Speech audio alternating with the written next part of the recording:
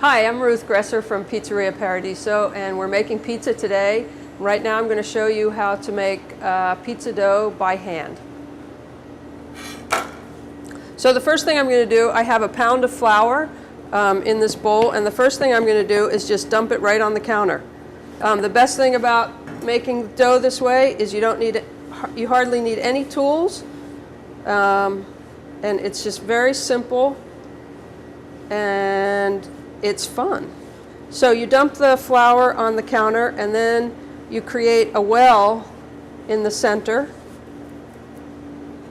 and you pour in your water. I've got 10 ounces of water here, and you want water that is right around just over 100 degrees because the next thing that you're going to do is you're going to sprinkle the yeast on top.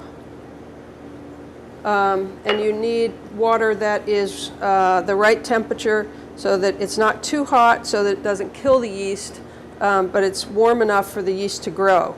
And then you just take your fingers and use them to mix the yeast into the water.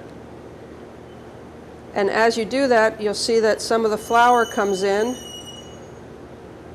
And that is fine. It gives the yeast a little something to feed on, so because they're in there reproducing right now.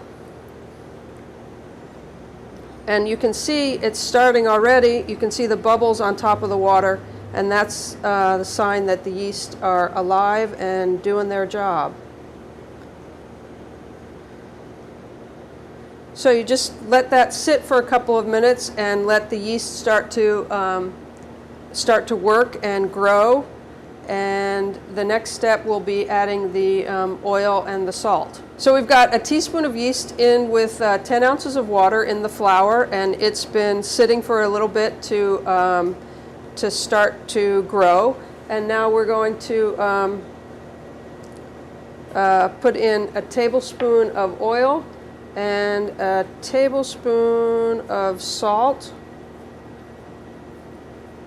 And then we're just going to mix that in a little bit into the water and the yeast. So you can see that the yeast has gotten kind of creamy and it's proofed nicely. So now we're going to start to make the dough itself by working in the flour.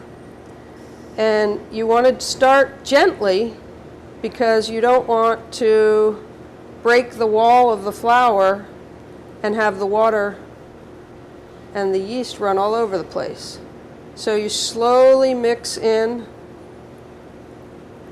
the flour into the yeast mixture. And as you're doing this, you'll start to hear the yeast actually proofing and growing, and it'll sort of sound like almost like Rice Krispies. So you keep working in the flour, and as you can see over here, it's starting to get less liquid.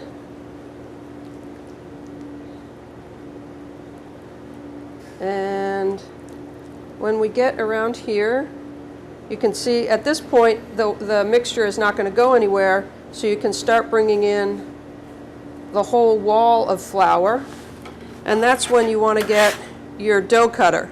The thing about using the dough cutter is that it keeps one hand clean, so that you can actually use it to clean off the other hand.